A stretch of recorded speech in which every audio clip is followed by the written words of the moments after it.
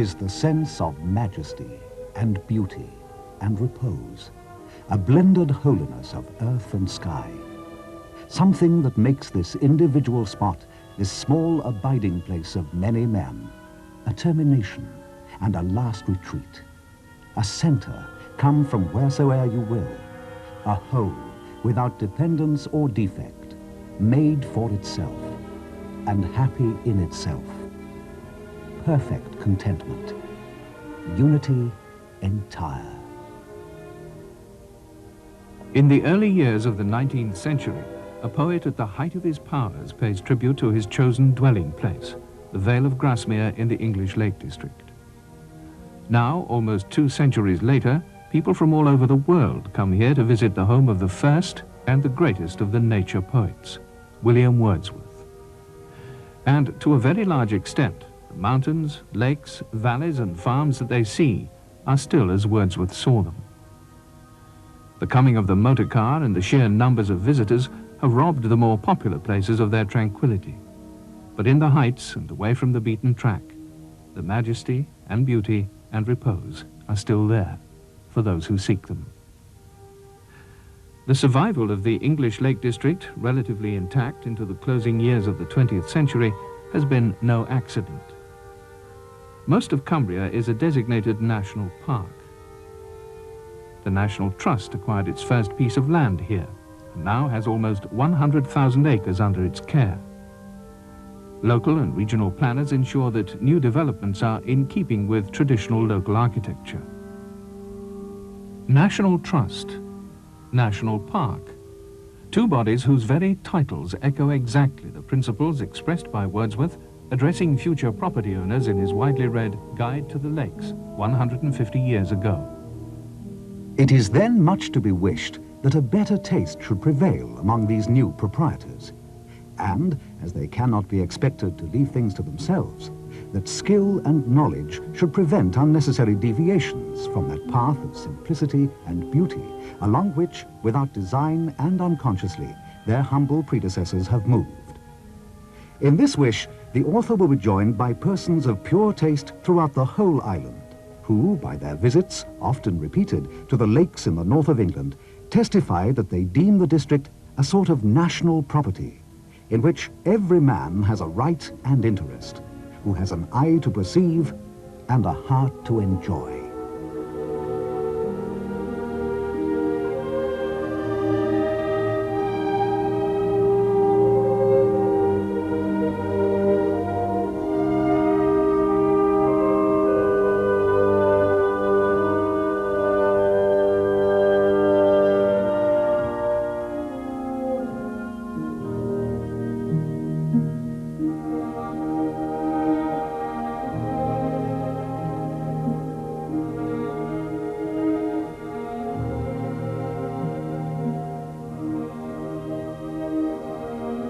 William Wordsworth was born in this house on the 7th of April, 1770, the second son of John Wordsworth, attorney and law agent, and his wife Anne.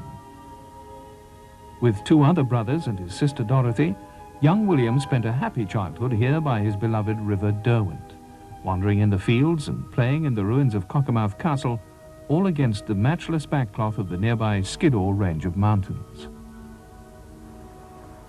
All children brought up in the country have an easy relationship with nature, but in William Wordsworth there developed something more profound and intense. Instead of acceptance, there was wonder. Instead of a growing indifference, there was a deepening love. It was to last him all his life, and was the inspiration of all his best poetry.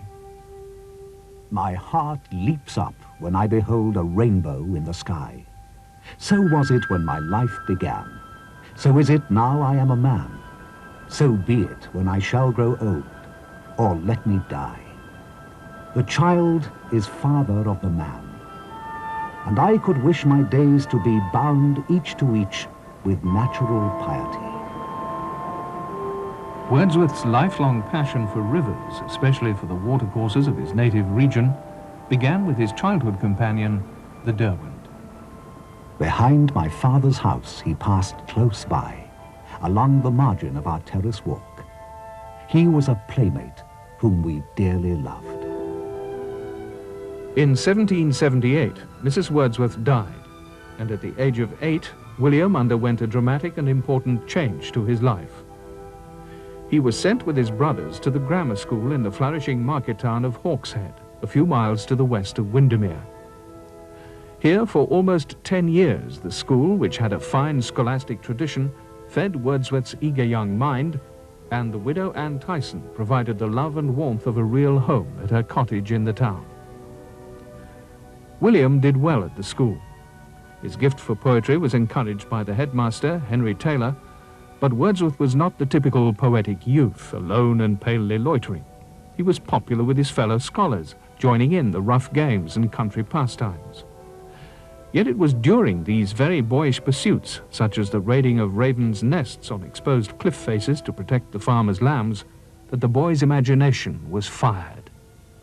Oh, when I have hung above the raven's nest, by knots of grass and half-inch fissures in the slippery rock, but ill-sustained, and almost, as it seemed, suspended by the blast that blew amain, shouldering the naked crag.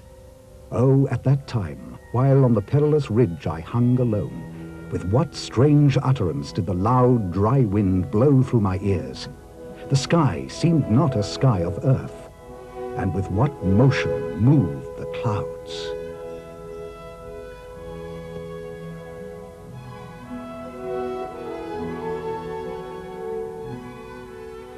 There is no doubt about William Wordsworth's happiness as he grew to manhood here in the heart of the Lake District.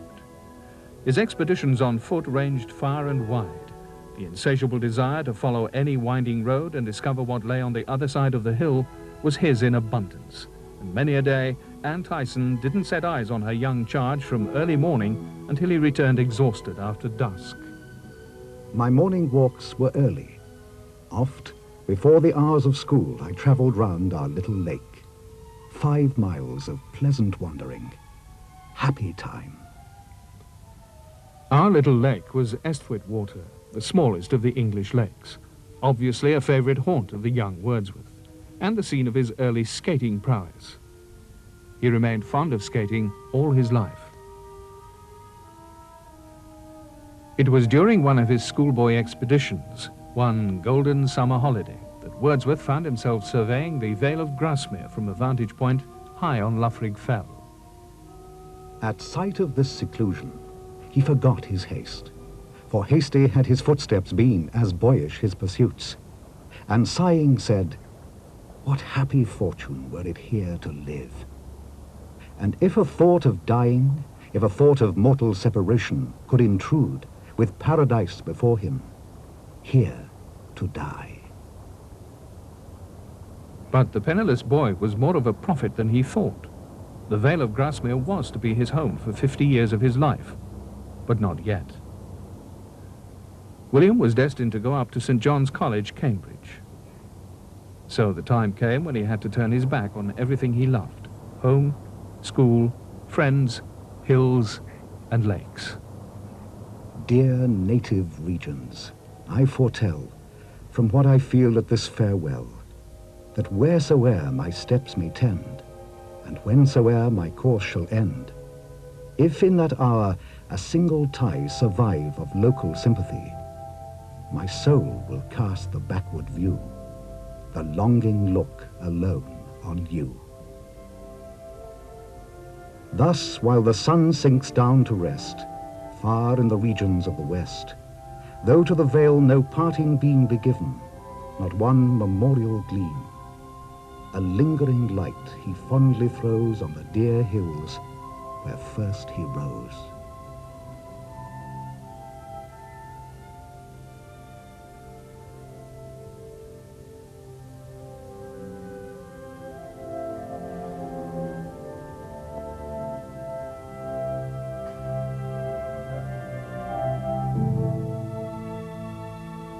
After a nomadic decade on the continent and in the south of England, William, now reunited with his sister Dorothy, came to the lakes in 1794 to visit an old school friend, William Calvert, and his younger brother Raisley, at Windy Brow on the lower slopes of Latrig near Keswick. The visit proved to be a turning point in Wordsworth's life. Desperately short of money, William could see no way of supporting himself as a poet and had thought of turning to journalism to earn a living. Young Raisley Calvert admired both the man and his work, and a strong bond of friendship sprang up between the two. But Raisley was dying of consumption, and Wordsworth stayed on at Keswick to look after him until he died early the next year.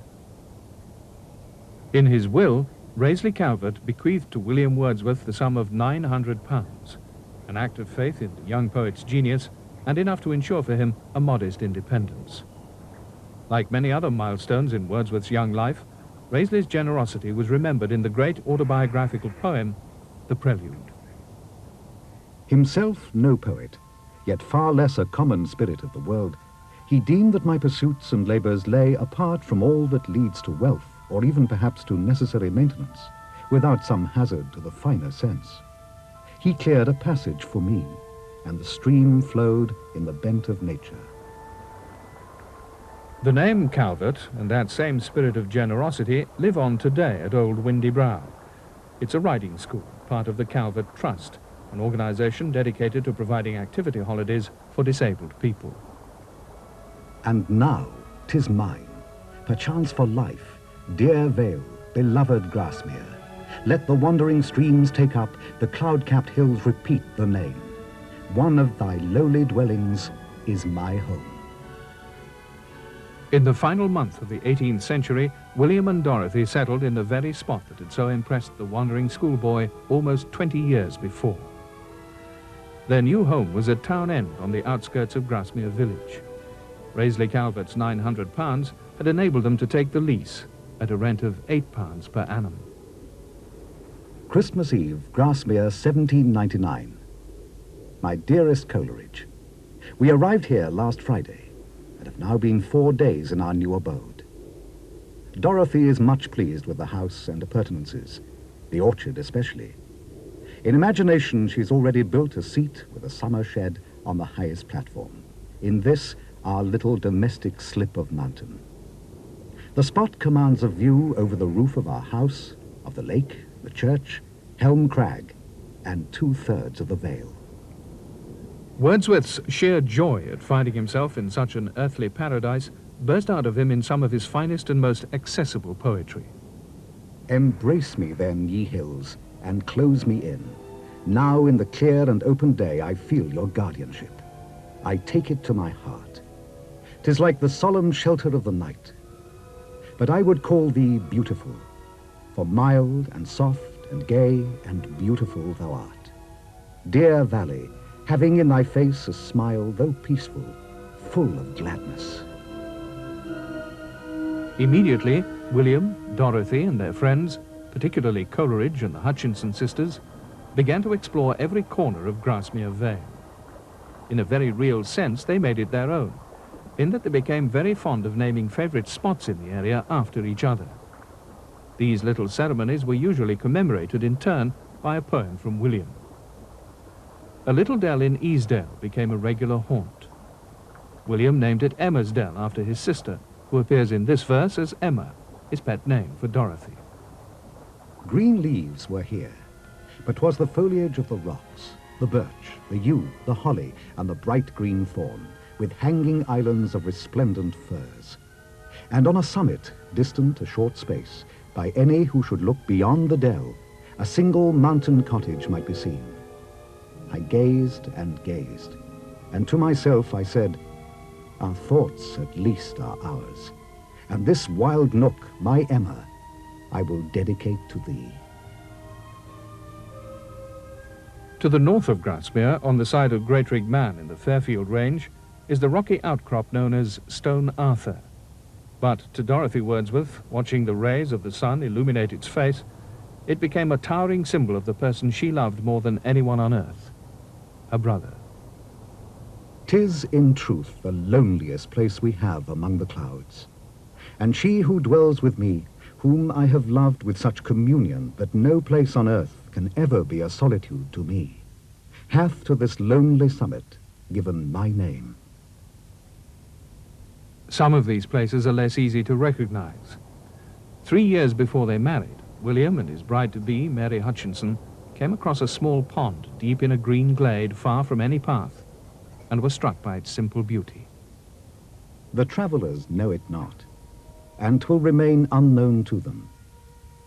But it is beautiful. And if a man should plant his cottage near, should sleep beneath the shelter of its trees, and blend its waters with his daily meal, he would so love it, that in his death hour its image would survive among his thoughts. And therefore, my sweet Mary, this still nook, with all its beeches, we have named for you. William and Mary were married in October 1802, and the Grasmere idyll continued, with Dorothy treating as a sister her old friend and well-loved companion, Mary. For almost the whole of that first decade of the 19th century, the house now known as Dove Cottage was a centre of contentment, friendship, and prodigious industry, as the family grew with the arrival of William's children to cherish. The Coleridge family and the other Wordsworth brothers were regular visitors, staying for weeks or months at a time. With his sister and with friends, enormous walking tours were undertaken, inspiring in William a vast outpouring of poetry. A walk along the shore of Ullswater with Dorothy one windy April day produced a poem whose first lines at least are familiar to almost everyone who speaks the English language. I wandered lonely as a cloud that floats on high o'er vales and hills, when all at once I saw a crowd, a host of golden daffodils, beside the lake, beneath the trees, fluttering and dancing in the breeze. Continuous as the stars that shine and twinkle on the Milky Way, they stretch in never-ending line along the margin of a bay. 10,000 saw I at a glance, tossing their heads in sprightly dance. The waves beside them danced, but they outdid the sparkling waves in glee. A poet could not but be gay in such a jocund company. I gazed and gazed, but little thought what wealth the show to me had brought. For oft, when on my couch I lie in vacant or in pensive mood, they flash upon that inward eye which is the bliss of solitude. And then my heart with pleasure fills, and dances with the daffodils. It was a magic time, a time of William's greatest happiness. Lakeland became for him a kind of paradise in which the poet could look at the world in the spirit of love. What want we? Have we not perpetual streams, warm woods and sunny hills, and fresh green fields, and mountains not less green, and flocks, land herds, and thickets full of songsters, and the voice of loudly birds, and unexpected sound heard now and then from morn till latest eve, admonishing the man who walks below of solitude and the silence in the sky? These have we, but nowhere else is found the one sensation that is here. By 1808, Dove Cottage was impossibly overcrowded. The whole Wordsworth entourage, reluctant to leave the Vale of Grasmere, moved to Allen Bank, a newly built house on the north side of the lake, within sight of Dove Cottage. They found it impossible to keep warm, and later moved to the old vicarage, which was equally unsatisfactory, and where two of the Wordsworth's children, Catherine and Thomas, died in infancy. In 1813, Wordsworth's life moved into another phase. He was appointed distributor of stamps for Westmoreland, a sinecure which enhanced further his financial independence. And during that same year, the family moved to Rydal Mount, some 2 miles along the Ambleside Road from Dove Cottage. Here, Wordsworth was to spend the last 37 years of his life. And it was here that William wrote most of his Guide to the Lakes, which became so popular for a time that it eclipsed his reputation as a poet. The 5th and final edition of the guide, still being reprinted, begins with a firm statement of intention. In preparing this manual, it was the author's principal wish to furnish a guide or companion for the minds of persons of taste and feeling for landscape, who might be inclined to explore the district of the lakes with that degree of attention to which its beauty may fairly lay claim. Wordsworth suggests to the reader a theoretical starting point for the exploration. To begin then with the main outlines of the country. I know not how to give the reader a distinct image of these more readily than by requesting him to place himself with me in imagination upon some given point. Let it be the top of either of the mountains, Great Gable or Scaw Fell. Or rather, let us suppose our station to be a cloud hanging midway between those two mountains and not many yards above their highest elevation. We shall then see stretched at our feet a number of valleys, not fewer than 8, diverging from the point on which we're supposed to stand, like the spokes from the nave of a wheel. There is, in the several ridges that enclose these vales and divide them from each other, I mean in the forms and surfaces, first of the swelling grounds, next of the hills and rocks, and lastly of the mountains, an ascent of almost regular gradation, from elegance and richness to their highest point of grandeur and sublimity. I do not indeed know any tract of country in which, within so narrow a compass, may be found an equal variety in the influences of light and shadow upon the sublime or beautiful features of landscape. Were there below a spot of holy ground, where from distress a refuge might be found, and solitude prepare the soul for heaven, sure, nature's God that spot to man had given, where falls the purple morning far and wide in flakes of light upon the mountain side, where with loud voice the power of water shakes the leafy wood, or sleeps in quiet lakes. But to proceed with our survey, and first of the mountains.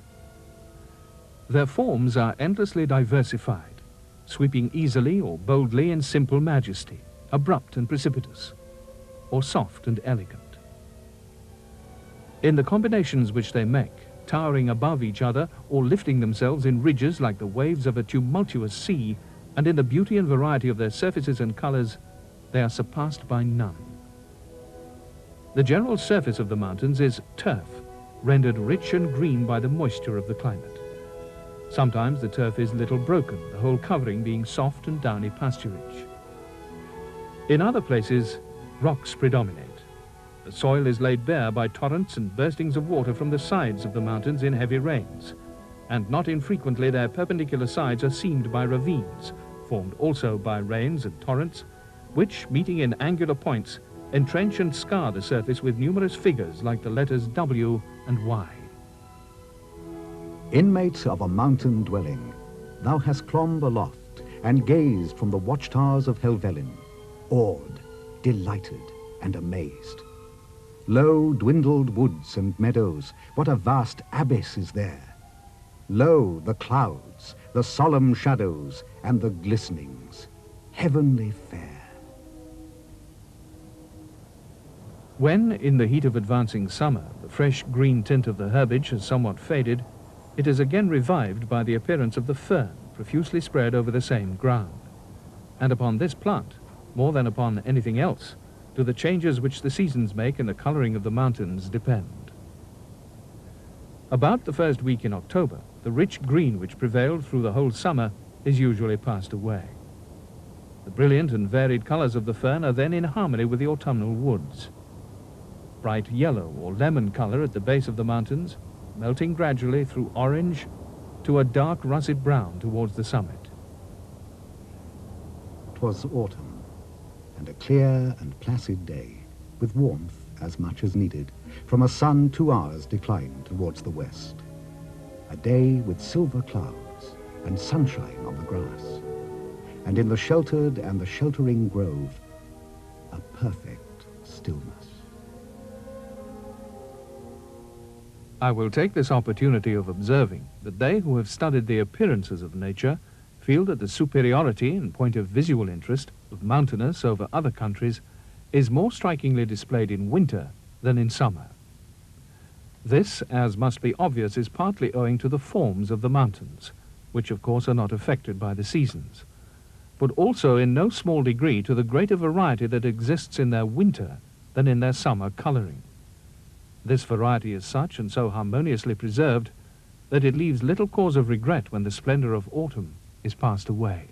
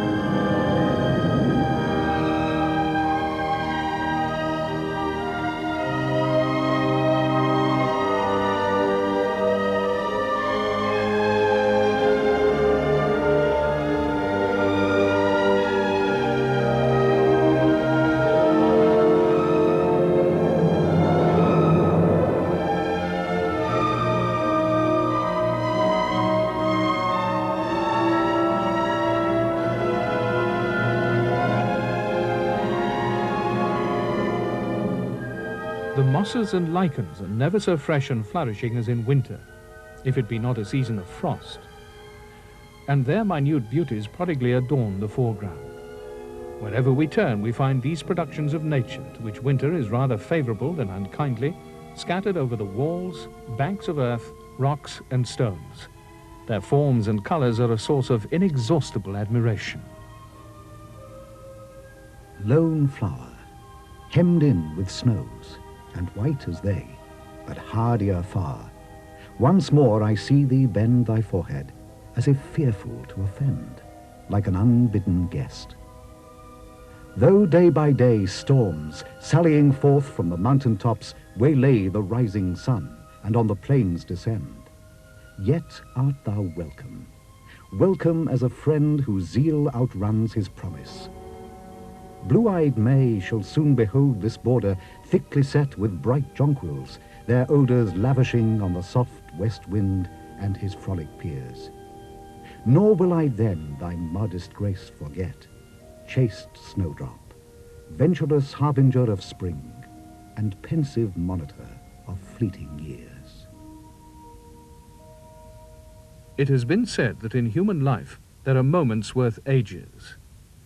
In a more subdued tone of sympathy, may we affirm that in the climate of England there are, for the lover of nature, days which are worth whole months, I might say even years. One of these favoured days sometimes occurs in springtime, when that soft air is breathing over the blossoms and newborn verdure.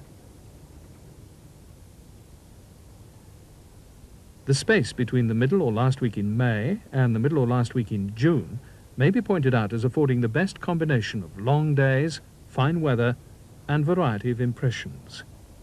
In the deep dells, many of the spring flowers still linger, while the open and sunny places are stocked with the flowers of approaching summer.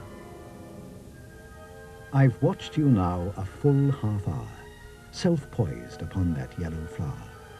And, little butterfly, indeed, I know not if you sleep or feed, how motionless. Not frozen seas more motionless. And then what joy awaits you when the breeze hath found you out among the trees and calls you forth again.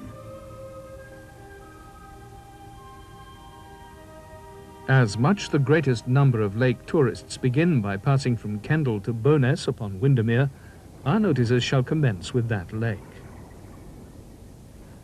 Windermere ought to be seen both from its shores and from its surface.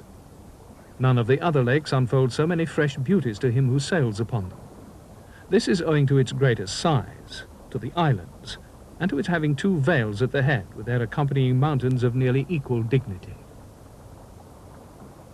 A resident in a country like this will agree with me that the presence of a lake is indispensable to exhibit in perfection the beauty of one of these days of such affecting influence. The atmosphere seems refined, and the sky rendered more crystalline. All speaks of tranquility. From this place, and from Ambleside, rides may be taken in numerous directions, and interesting walks are inexhaustible. From Ambleside, proceed to Colwith Force and up Little Langdale to Blee Tarn. The scene in which this small piece of water lies suggested to the author the following description, given in his poem of The Excursion, supposing the spectator to look down upon it not from the road, but from one of its elevated sides. Behold, beneath our feet a little lowly vale, and yet uplifted high among the mountains, even as if the spot had been, from eldest time, by wish of theirs so placed, to be shut out from all the world.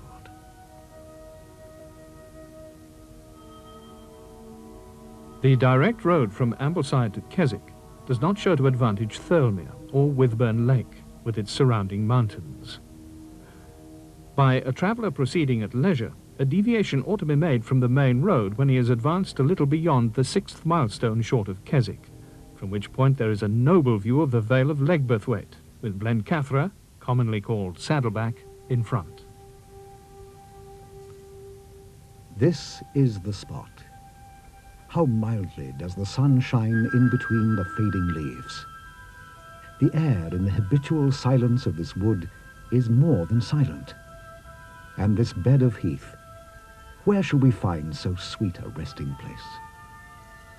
Come, let me see thee sink into a dream of quiet thoughts, protracted till thine eye be calm as water when the winds are gone, and no one can tell whither. The Vale of Keswick stretches without winding nearly north and south, from the head of Derwent Water to the foot of Bassenthwaite Lake.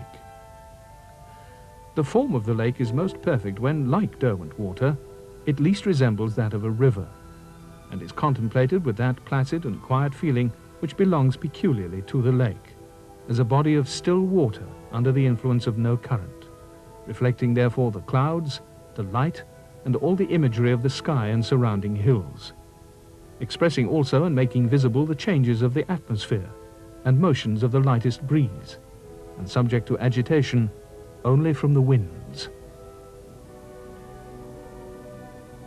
The best views of Keswick Lake are from Crow Park, Friars Crag, and from various points in taking the circuit of the lake. There are fine bird's-eye views from the Castle Hill, from Ashness on the road to Wat Endleth, and by following the Wat Endleth stream downwards to the Cataract of Lodore. In the Vale of Keswick, the sun sets over the humbler regions of the landscape, and showers down upon them the radiance which at once veils and glorifies, sending forth meanwhile broad streams of rosy, crimson, purple, or golden light towards the grand mountains. The visible scene would enter unawares into his mind with all its solemn imagery, its rocks, its woods, and that uncertain heaven received into the bosom of the steady lake. The mountains and vale of Buttermere and Crummock are nowhere so impressive as from the bosom of Crummock Water. The scene is deep and solemn and lonely, and in no other spot is the majesty of the mountains so irresistibly felt as an omnipresence, or so passively submitted to as a spirit incumbent upon the imagination. Wasdale is well worth the notice of the traveller who is not afraid of fatigue. No part of the country is more distinguished by sublimity. Look down into the deep valley of Wasdale with its little chapel and half a dozen neat dwellings scattered upon a plain of meadow and corn ground intersected with stone walls like a large piece of lawless patchwork. Beyond this little fertile plain lies, within a bed of steep mountains, the long, narrow, stern and desolate lake of Wasdale.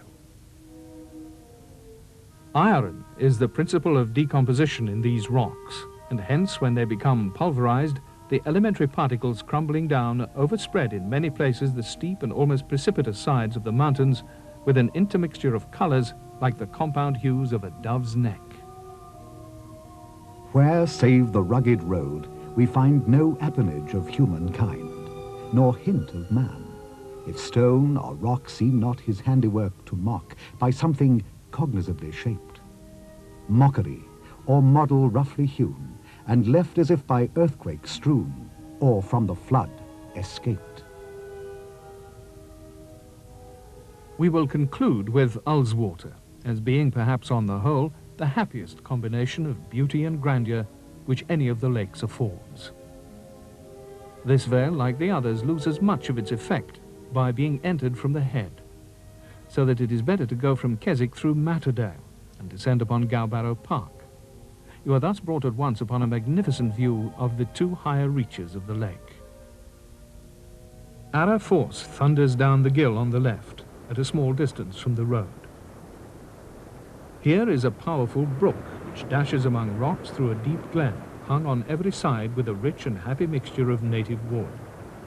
There are beds of luxuriant fern, aged hawthorns, and hollies decked with honeysuckles.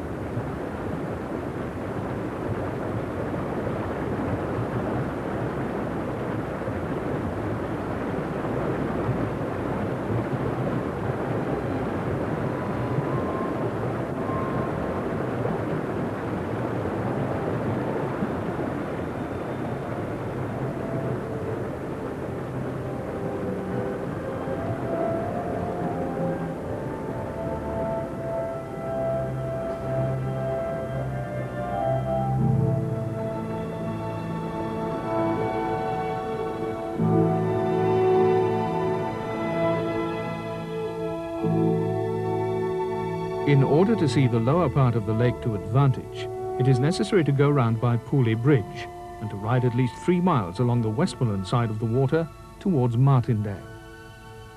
The views are magnificent. They who take this course of 3 or 4 miles on foot should have a boat in readiness at the end of the walk to carry them across to the Cumberland side of the lake.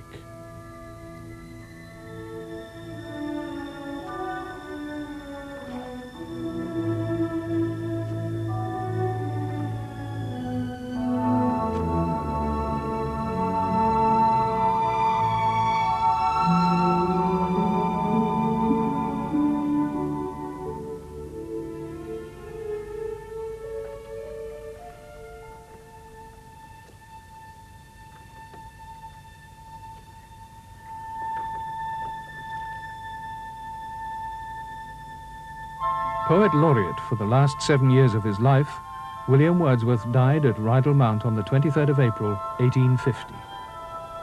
He was buried among his loved ones in the churchyard at Grasmere. More than 50 years before, he had explained his poetic vision to his friend Coleridge. It was, he said, the power of exciting the sympathy of the reader by a faithful adherence to the truth of nature, and the power of giving the interest of novelty by the modifying colors of imagination.